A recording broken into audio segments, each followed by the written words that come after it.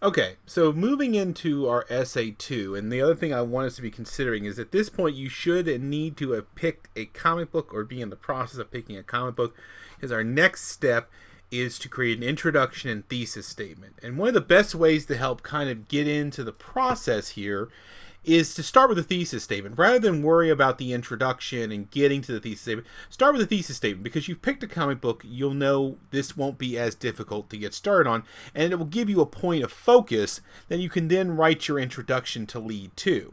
And we'll talk about that in a separate video.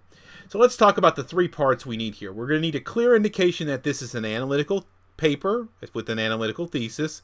We're going to clearly indicate the name of the comic book and on the comic book's author and artist. We're going to need to communicate that. And we're going to offer up some sort of benefit or gain we feel might come from an analysis or closer reading.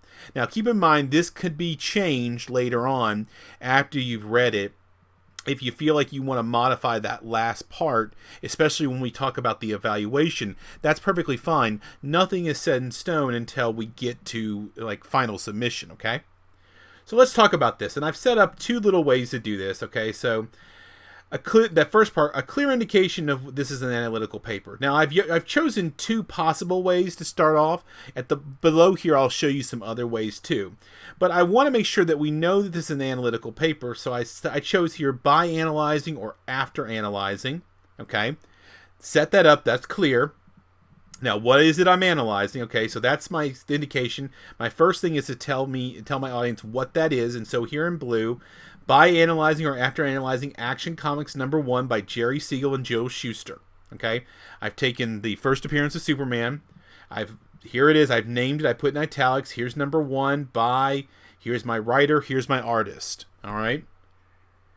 Finally, that's my what. I need to give them some sort of why. Why did I do this? So by analyzing Action Comics #1 by Jerry Siegel and Joe Shuster, we can better understand Superman's roots as a warrior of social justice. That's just one I chose for this because I've always found it fascinating that the original Superman was a little bit more of what they sometimes might call a social justice warrior. But he happens to be somebody who's operating a little bit outside the law, a little bit more vigilante, but in a way that's obviously trying to do good. Okay? And that's what I basically came up with. This is a basic working statement. Now, that whole thing there, that last part in green, we can better understand Superman's roots as a warrior for social justice. That's ultimately going to be something I'm going to discuss more about inside the evaluation later on, because that's what I'm going to base my evaluation of the comic on, is I'm going to ask myself, can we now see that Superman was a social justice warrior or something of that nature? And then I'm going to have to be able to answer that yes, no, and here's why. Okay? But that'll come later. Now, let's take a look at another example. Okay, I worked up another example. And the first part's actually quite easy, because it'll basically be simply you have picked a comic book and you've added that little prefix. So, by analyzing, after a close examination, by close examination of. There's different ways to phrase it, but you need to clearly indicate that we're going to be looking very closely at this. What is this? The comic book. In this case, I chose a different one, Detective Comics #27 by Bill Finger and Bob Kane, which that is actually the first appearance of Batman. All right.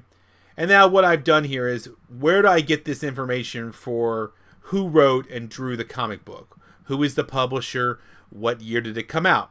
Now, most of that information can be actually found in the comic book itself. So let me pull this up here. I'll use one of my examples from the list I have. But for example, let's see here. Course assignments. If I were to scroll down to the bottom here where I had those samples that I talked about in the other video, let's just do Batman White Knight. Okay. Typically, the location for most of this material is usually either the very front or the very back of a comic book. Okay, so here's the beginning. There's some prologue. This one apparently has a little bit more going on. I may have accidentally cut that out, so that may not be a best example. Let's do Batgirl. You could always look this information up if you look around. Like most times, if you just find a Wikipedia entry, it usually contains most of the information. Okay, so this is obviously my publisher's DC Comics. I have the author and artist's last names, but that's not. I need full names, so I keep scrolling here a little bit. I'm hoping there it is. Boom. Somewhere in the first couple pages, there's the title. There are my writers, so it's going to be Stewart and Fletcher, and the artist is Babs Tarr. So I've got 3 people here, which actually means that for purposes of